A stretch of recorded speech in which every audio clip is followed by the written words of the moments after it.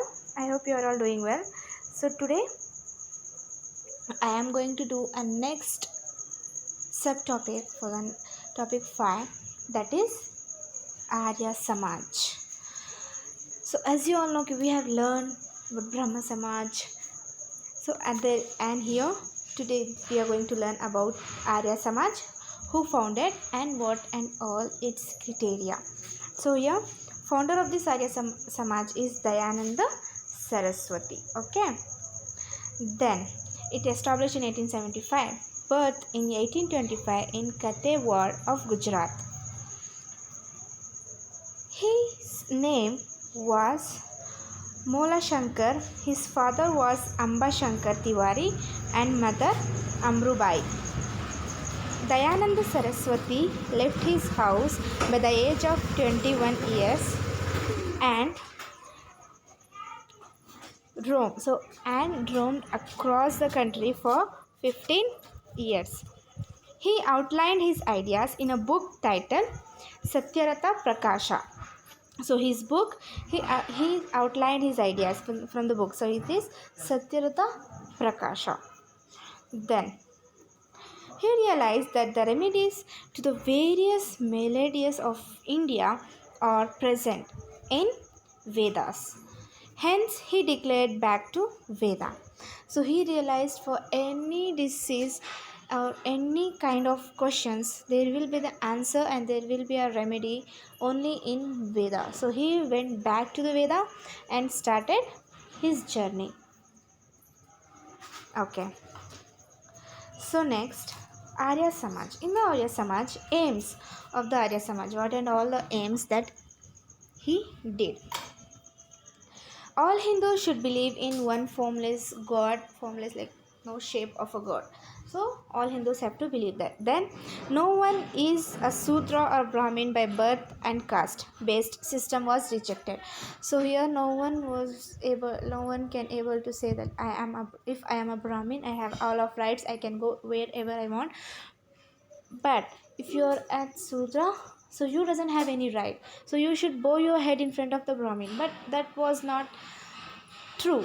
So here we should not follow such kind of traditionals. So here also he gave encouragement to that. Then encouragement to intercaste marriage. So he gave encourage to the intercaste marriages in Hindu. So in Hinduism there is a lot of restrictions towards intercaste marriage. If you want to do an intercaste marriage, so you have to face a lot of problems. So here he gave a rights to the intercaste marriage. Then again the aims, rejection of polygamy and child marriage. So he reject polygamy and a child marriage. Then men and women are equal. One should study Vedas and other ancient sacred texts and preach them. Then the next is Shuddhi movement. Okay, so the next is the Shuddhi movement. So in the Shuddhi movement aimed at reconversion of people who had converted to Islam and Christianity from Hinduism back to Hinduism. So as we all know, there are a lot of Christian and Mughal rulers, those who used to convert people to their own religion. So here Shuddhi movement, he started Shuddhi movement. So in the Shuddhi movement, what he did, so he gave permission to all of their own brother and sister, if they love to come back to their own religion, they can. Cow protection associations. So here in a Shuddhi movement only, the cow protection association was started to protect cows. So even today that's going on. So here the Cow Protection Association was started. Then after the death of Dayananda Saraswati, Dayananda Anglo-Vedic College was started in 1886. So here after the death of Dayananda Saraswati, the founder of Arya Samaj, so a college was started in 1866. Gurukula Vidyalaya was started in Haridwara. So next, a Gurukula Vidyalaya has been started. Lala Lajpat Rai, a radical leader of Indian freedom movement, was influenced by the principle of Arya Samaj. So here Lala Lajpat Rai, he became a very famous follower to the Dayananda Saraswati principles of Arya Samaj. Now let's back to the Prathana Samaj. So what's this? So we get to know what about Arya Samaj, right? So now let's have a look on Prathana Samaj. So founder Dr. Atmaram Panduranga started in 1867 in Mumbai. So reforms. Here Pratna Samaj was founded with the aim of finding solutions to various problems faced by women and lower caste group. This association argued that the reinterpretation of Hinduism is needed in the light of modern Western thinking. So this reform of the Pratna Samaj, it was founded only for the one aim, that is to give identity for the women and lower caste group. So as you know, before that a lot of people used to struggle, and a lot of lower caste people they doesn't have any right over it. Then so here in Pratna Samaj, another reforms, it advocated that reformation should not be a wish but should be implemented in reality. So here a lot of people will say reformation, I should reform myself. What's that? So if you can't able to wake up early in the morning, and next on the present day, if someone came and someone say, if you practice to wake up early in the morning, then you can reform yourself in a new way, so you can build your career. Then you will say okay. Then what about next day? Next day again you will wake up on a 9 a.m, 10 a.m, 7 a.m, whatever it is. Then that won't be a wish, that should be a implemented in reality. You should agree in a reality way. Then many programs like education for women, rehabilitation of poor people were undertaken by the Pratna Samaj. So on that this time, so a lot of women get a rights, so gave an importance to the women. Then now here prominent reforms of Pratna Samaj, prominent basic reforms. Here the prominent reformers of the Pratna Samaj is M.G. Ranade, then R.G. Bandarkar. So R.G. Bandarkar, then N.G. Chandavarkar. So they are the prominent reformers of Pratna Samaj. Okay, now let's have a look on M.G. Ranade reforms. So what he did? So Ranade attempted a reject child marriage. Okay, the first step that what they took. So for their sake only lot of child marriages was get rejected. So first step he took that. Then discriminations of widow. Then he believed that legal intervention is needed to stop child marriages and encourage widow remarriage.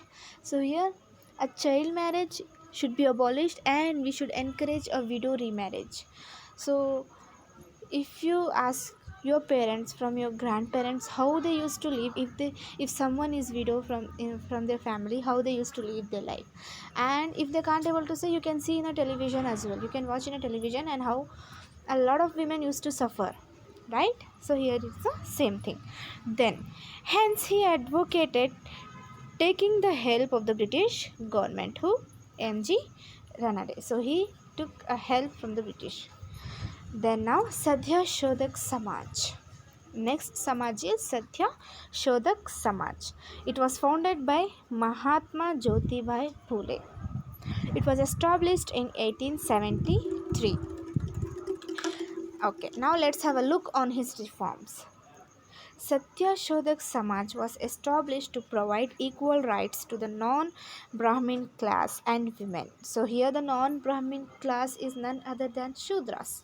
So on that time Brahmin used to have lot of rights. Even today also they have lot of rights. But before only for the Brahmins they used to see and they used to give a basic points, but not for others. So here the first step he took. Next, Jyotiba Phule wrote book. Which book is it? Like Golamagiri, opened school for Shudra and girls. Then he wrote a book like Gulamgiri. So here, sorry. So he wrote a Gulamgiri, opened school for Shudras and girls. So he opened a school for the Shudras and girls. Next reform he did. Phule was who belonged to Mali caste, allowed people from all castes, including untouchables, to draw water from his wells. So next what he did, he allowed all caste of the people. So he allowed everyone, either he is an Shudras or they are untouchables, to draw water from his wells. Then Savitribai Phule joined hands with him in his endeavor. So next here, so untouchable story. If you doesn't know the untouchable story, Google it and try to learn a lot of stories, a lot of history from untouchables, how they used to suffer.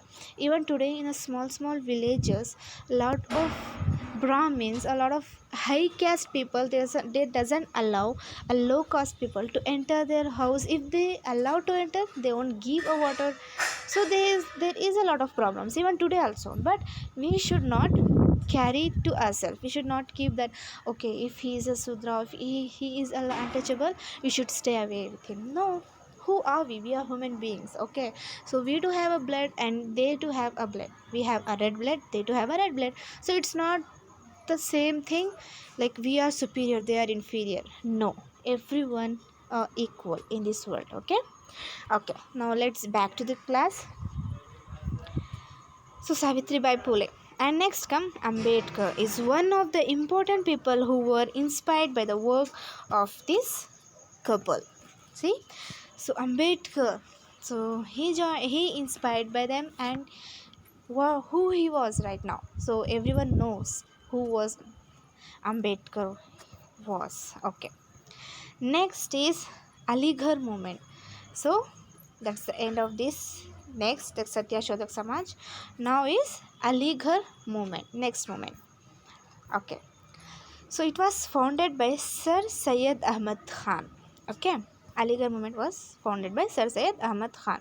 The movement that Ahmad Khan set up as the center of Aligarh was called as Aligarh movement. Okay. Then the types of Aligarh movement formed. By the end of 19th century, a new way of social and religious reformation was set in Muslim society. So before that, we learn a lot about Hinduism, how they used to suffer child marriage, lower caste people, untouchables, and Shudras, what and all they face the problems. So here will come on Muslims. So what and all they face the problems and what this Aligarh movement helped them. Anti-British sentiments became strong in Muslim community after the incident of 1857. So in the incident of 1857, what happened?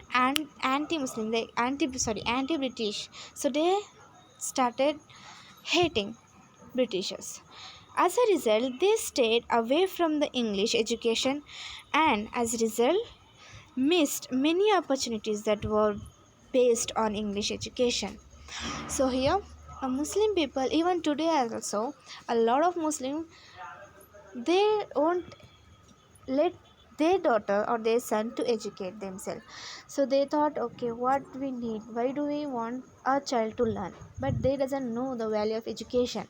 Okay, but today there are a lot of out of 100%, maybe 25% of parents will allow their children to do their own self, but remaining the same thing what we are going to see right now. Okay, next,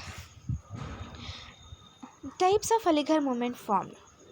During the period, Sir Syed Ahmad Khan attempted to start a new movement, the Mohammedan Liberty Society, established in 1863, started debates and discussions on the issues related to religion, social, and political issues. So he started a liberty society established. So he started a shows. So he started debates on the religion, social, political issues. The upper and middle class youth participated in these discussions and started realizing the value of education, the value of English education, not education, the value of English education. So when they came to know debates was coming on, so they get to know, okay, our weak point is because we are not well educated in English. So that's the main problem. We can't able to communicate everyone because we doesn't know a basic and a main language, that is English. Okay, now next, aims of Aligarh movement. Okay, what's the aim here? He declared that Quran is the authority book and others work on Islam are derived ones. Sir Ahmad Khan fought against traditions, superstitions, ignorance, and irrationalities throughout his life. He said, without an open mind, any social and intellectual development is impossible. He did not support the Parda system from Muslim women. He called for educating Muslim girls. So here you can see he gave a lot of support to the Muslim women. He gave his throughout his life to support a Muslim women, Muslim men, whoever it is, but he gave a lot of importance to the education, what's we are losing right now. So you have seen your friends or your parent friends, if your father was in higher level, what about his friend? He may be in a low way. So that's the thing. So we should encourage our children to learn.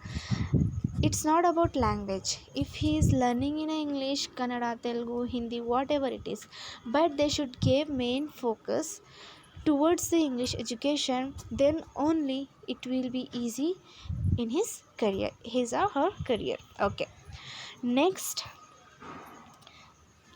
aims, we'll see. He did not accept polygamy. What's polygamy means? Google it and let me know that. Okay, then he founded Mohammedan Anglo-Oriental College in Aligarh. Syed Ahmad Khan preached religious tolerance. He thrived for unity among Hindus and Muslims. Okay, so he gave equality to Hindus and Muslims. Okay, next. Sorry. Ramakrishna Mission. So this is a next, that is Ramakrishna Mission. So this one we'll learn in a next class, in the next video. So till then, keep this in your mind. Try to learn a lot of history. History is not an hectic. If you take it as a story, it will be easy to you. Okay, so try to learn everything. Don't just sit at home. You have to learn, because you are getting you are getting phone to you, right? So your parents giving permission to you, you can use of your phone. So by using your phone, don't just scroll, don't just see the memes, don't just be in your Facebook. If you are in a Facebook, search there in educational websites. If you are in a YouTube, search there any history points, any English or Kannada, whatever it is, try to learn there. Okay, so till then, take